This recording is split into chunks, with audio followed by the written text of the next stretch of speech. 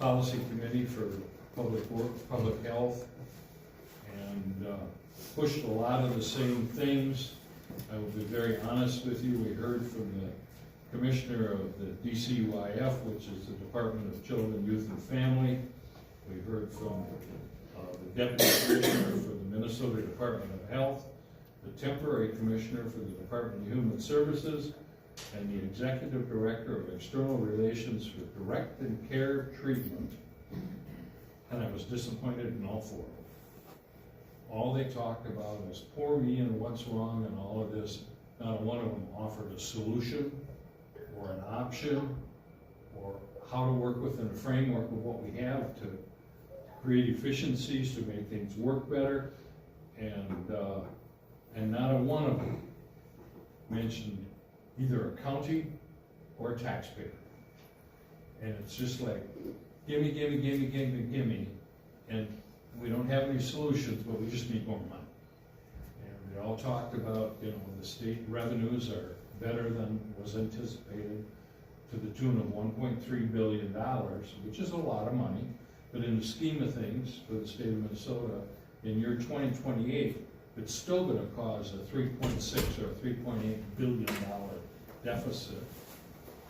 And they want to spend all that money instead of creating something that might cut down on some of that deficit that will cause all these issues later on.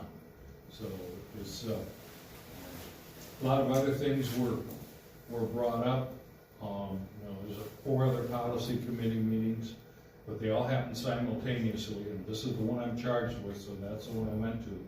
But there was talk about wetlands, there was talk about battery recycling programs, there was a lot of different infrastructure conversations going on, but I can't report on that because this was the meeting. Thank you, Greg, for your report. I guess it's getting close to 4 o'clock, so maybe Renee can give us an update on human services at the meeting. Yeah, we'll take that as the regular Yep, meeting. we'll take that maybe during commissioner report. I guess, pretty close to 4. Okay, we'll stand up. Okay,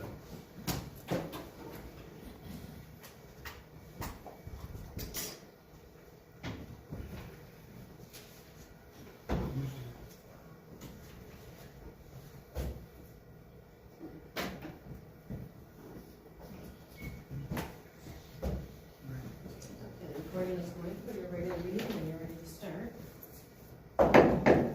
4 o'clock. I thank you all for coming to the March 10th Steele County Board meeting, and I'd ask you to join me in the Pledge of Allegiance.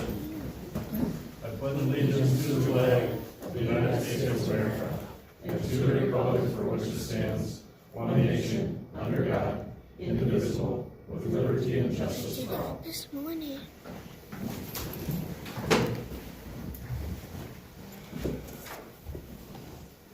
Entertain a motion to approve the agenda. Is there any changes? There are no changes, Mr. Chair. Second. There's been a motion and a second. All those in favor signify by saying aye. Aye. Opposed, same sign. Motion carries. Public comment. If you wish to share your thoughts, please provide your name and address after being acknowledged by the board chair. Each speaker has 2 minutes to express his or her remarks. Steele County promotes both respect in both its work environment and boardroom. Speakers should maintain dignity and show respect towards others. Comments should be directed to the entire board, not to an individual commissioner, official, or staff. The board chair may limit comments if they are argumentative, disrespectful, or redundant. Please avoid name calling or abusive language, as this may result in being asked to return to your seat or leave the boardroom. No action will be taken on items presented during the public comment period unless they are on the agenda.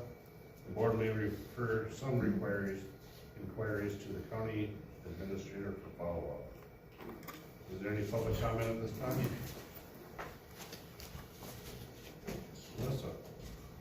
Melissa Zimmerman, 2525 Stony Creek Drive. How many of you remember 2022 little old me? Someone afraid to speak up, and today I'm here talking to you on almost a weekly basis. Back in the beginning, one commissioner told me an informed public is a good public because it notifies other people of what's going on. Yesterday was the Main Street Open House project, and I had people report to me that by 5 o'clock the doors were locked. I can confirm at 5:40 those doors were locked, and again at 5:45 as another resident wasn't able to get in. And today, the work study session was not on the agenda. There was no agenda listed. There was no information out there. People are showing up. They are speaking out. They are using their voices, and they want to participate, and Steele County is making that difficult. We need to fix that. Thank you. I also came and the door was locked, but I think the front door was open. Had that open.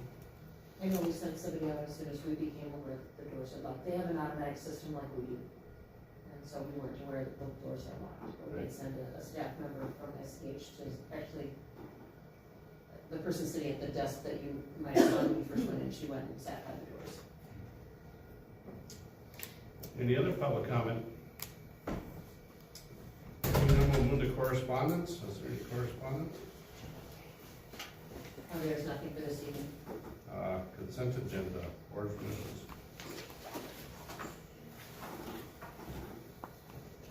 Mr. Chair, I'll move the consent agenda as printed. Second. Three. The motion is second. Is there any discussion? Seeing none, all those in favor signify by saying aye. Aye. Opposed, same sign. Motion carries. Is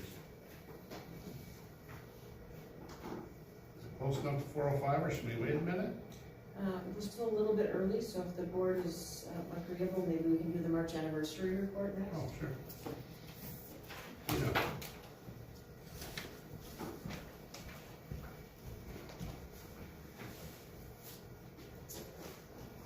Good evening.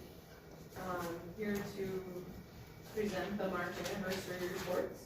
I'll start off with our IT director, Dave Purcell. He wrapped up 8 years of service. Moving on to Jeff Gunther, deputy in the sheriff's office, 6 years of service. Barb Osmond, financial specialist, 7 years of service. Jason Summer in our highway department with 4 years of service. Amber Brooks, our planning and zoning director, 6 years of service. Ethan Reinflesch with public health, 2 years of service. Lon Keeley, our sheriff, 23 years of service. Tanya Miller with public health, 17 years of service. Julie Hansen, RN, public health, 7 years of service. Myself, coming up on 12 years. Jolene Koenig at the extension office, 24 years of service. Christy Bloom, recorder's office, 13 years. Noah Bloom, highway department, 1 year.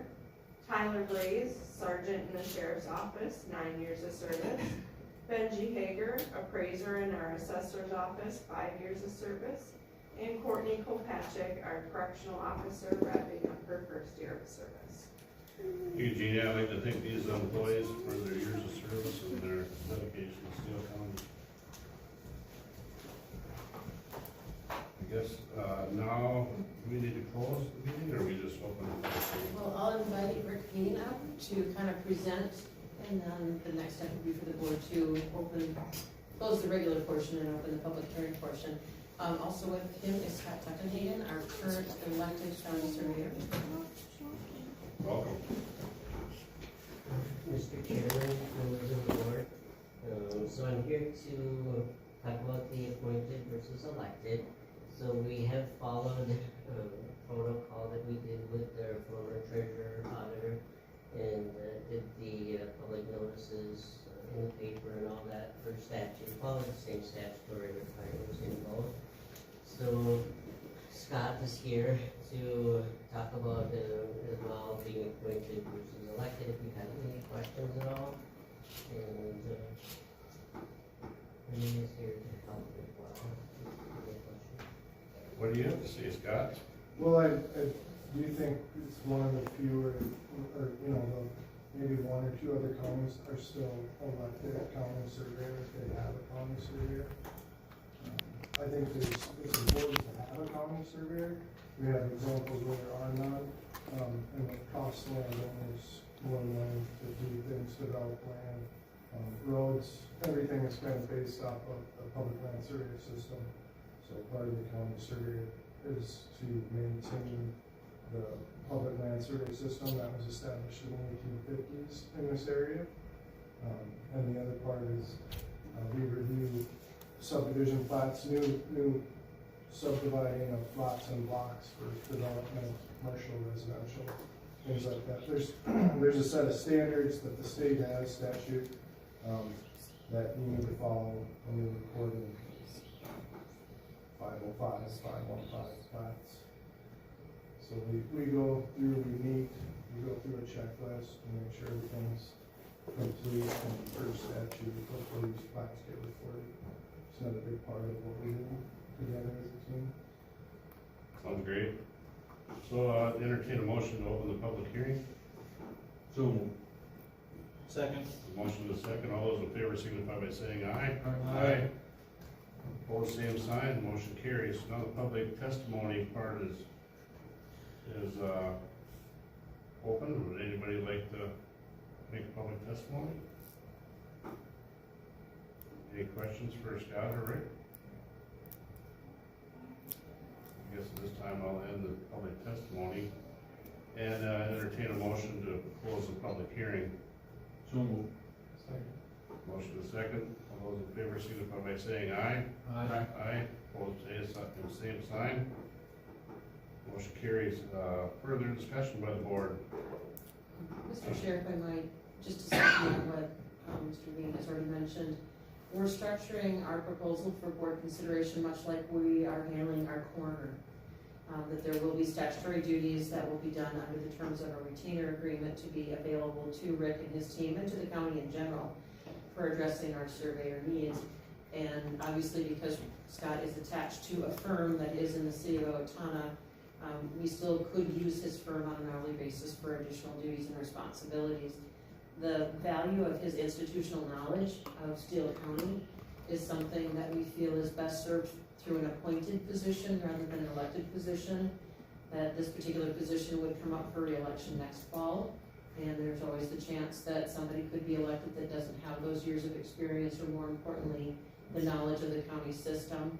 We as a staff, we actually consulted with Jennifer and really talked through, are we at a place where this should be a in-house employee position? And we felt that there's just not enough work to support a full-time employee, and felt that a contracted position would best meet the county's needs.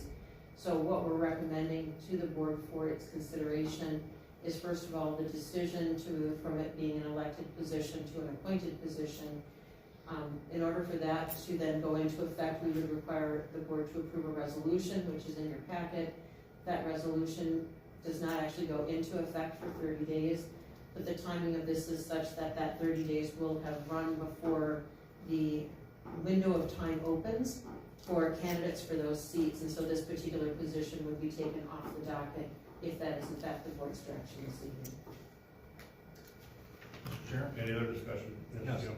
Now, if this is approved, how is this gonna kind of compare, if we approve it, the compensation compared to what it is now, because you're not a full-time, maybe 5 hours a week, 10 hours a week, I don't know. It really varies, when we're, before the road projects start, we get out there and we tie section corners off. So there could be a week or two where we have a lot of work for the county surveyor. There's a budget that's in place, we expect that to remain the same, with maybe potential increases because our hourly rates might increase in the future. But basically, the goal would be for everything to remain the same, the way it's been for 30+ years with the county surveyor, simply appointed rather than elected. And I know we had an agreement, doing section corners. Yeah. And that's kind of an ongoing thing for. It's every year, and then sometimes not just road projects, but there's other things that disturb a section corner that could be out in the middle of the field. So we're constantly collecting data, trying to preserve. Maybe we get coordinate, nowadays we get coordinates, so those seem to hold a little bit better, but we set ties out so you can reestablish a section corner if it gets wiped out. If the section corner gets wiped out, it could potentially affect 4 sections, which could be hundreds of landowners, road alignments, easements, it's just kind of endless if you lose one section planning. And then in response to the earlier question, depending upon the board's decision tonight, if you choose to make this an appointed position, the next step will be for us to bring forward a proposed services agreement that does contemplate a retainer of roughly $2,800 per month for those statutory duties, and then there would be the opportunity to use the firm for additional services above and beyond that at an hourly rate. Any other discussion? Like I say, I think, talking to the department heads, they all enjoy working with Scott, and it's good to have someone in that position protected. I think that knowledge is invaluable. Right. You know, with another county went through with a different position, before they were able to change it to an appointed one, it was a disaster.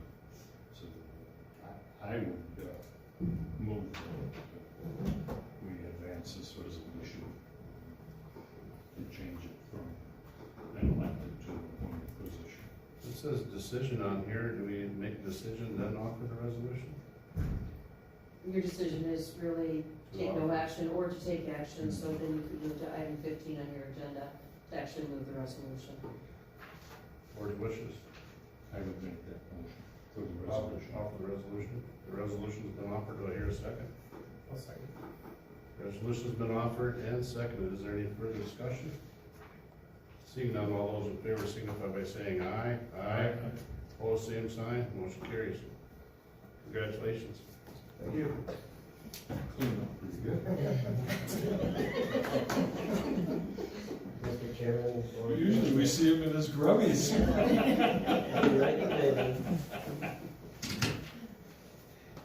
Next on the agenda is approve renewal of IUP 2020-02, R&E Enterprises in Mankato Hanson Pit, with 18 conditions based on the findings of fact.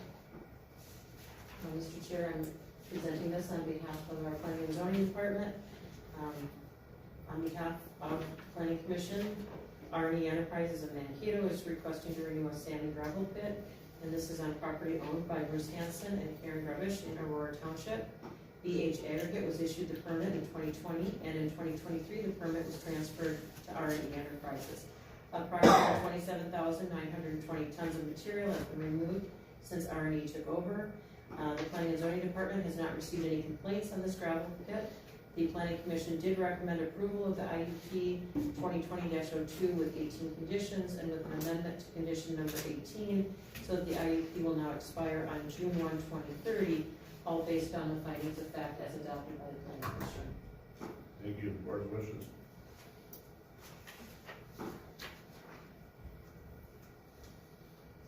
Mr. Chair, I will make a motion to approve IUP 2020-02 R&E Enterprises of Mankato with the findings of fact and the 18 conditions. Is the motion, do I have a second?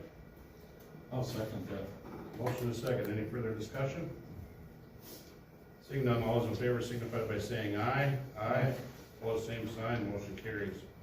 There's informational items in the packet, Planning Commission Committee minutes, Extension Committee minutes, and Property and Maintenance Committee minutes.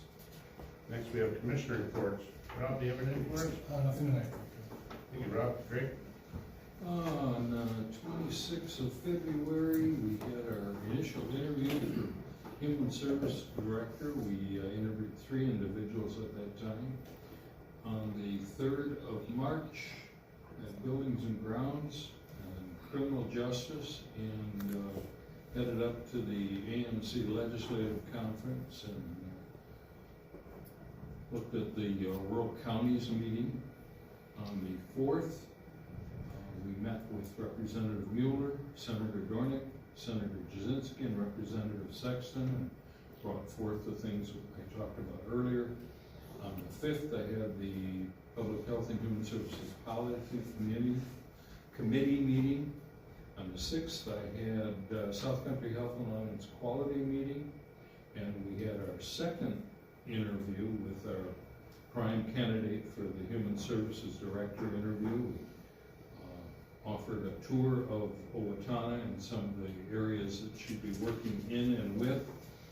followed by an interview. On the 9th, I attended the Main Street Open House at the Owatonna Utilities. And I had Public Works this morning and the work session before this meeting. Thank you, Gary. Jim? Oh, on the 4th, I had 911, board meeting in Faribault, and, the 9th, was at the Main Street Open House at OPU. This morning, I was at, ditch meeting in Rice County, and we had a work session for this meeting. I noticed you didn't have any parts in February. No, I can have. Renee? As Commissioner Krieger indicated, I was up at the state capitol with him. We were fortunate this time that we were able to make all of the meetings. Sometimes they do get overlapped, or the travel time between buildings from the Centennial Building up to the state or Senate Office I'll building. just add, it's a good thing Representative Bennett's was canceled, Yes. because hers was supposed to be in the state capitol at 2:40, and Representative Sexton was at the Centennial Building at 2:45. So I would strongly encourage you to consider putting this on your calendar next year, just so we've got more people making that drive. But just to follow up, so we did extend an offer of employment to the finalist that was interviewed last Friday, and we are waiting for her decision. Our fingers are crossed that we think she would be a great addition to Steele County and head up our Human Services Division. She would be amazing. Just in terms of a report, the leadership team made up of our staff had 2 different calls with the business analysts, the project managers, if you will, from Minute, to talk about the transition for 1/1/27. And we got into the first call, and this was kind of the overarching project management team. And 2 of the 3 were just brand newly added to the team, that somebody who had been working on this for a while went on maternity leave.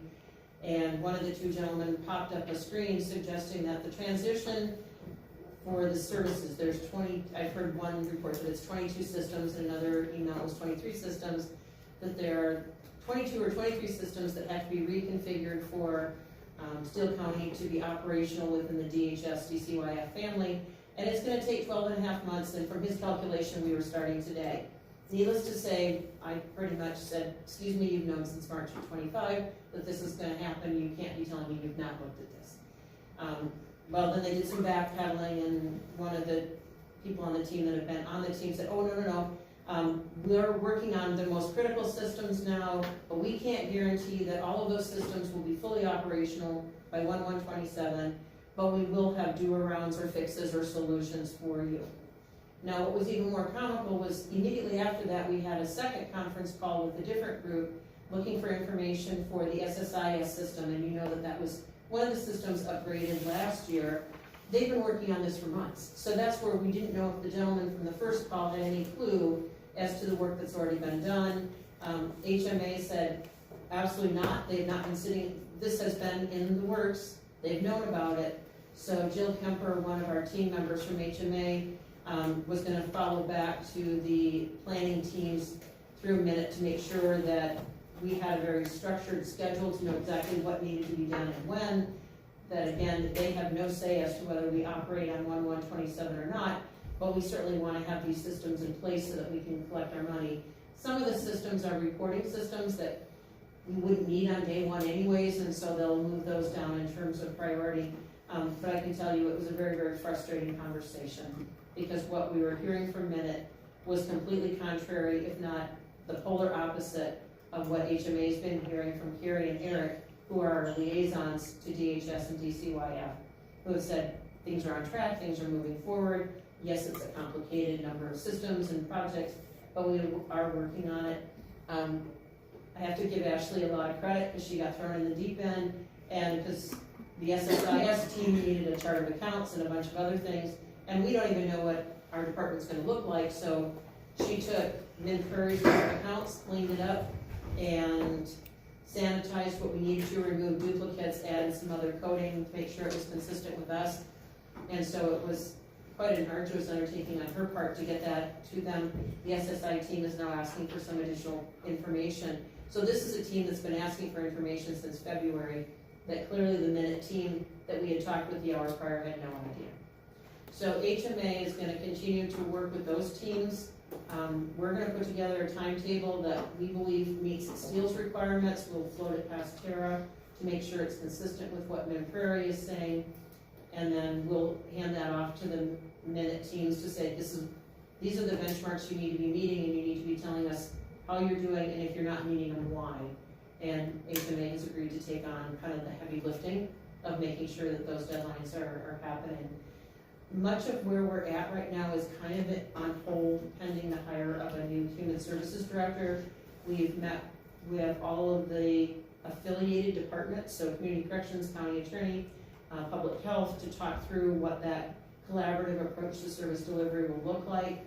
That information has now been gathered, and we're kind of looking to have that lead person be part of the conversation so that we can begin bringing proposals to the full board in terms of what that service delivery and ultimately what the structure of our human services department will look like going forward.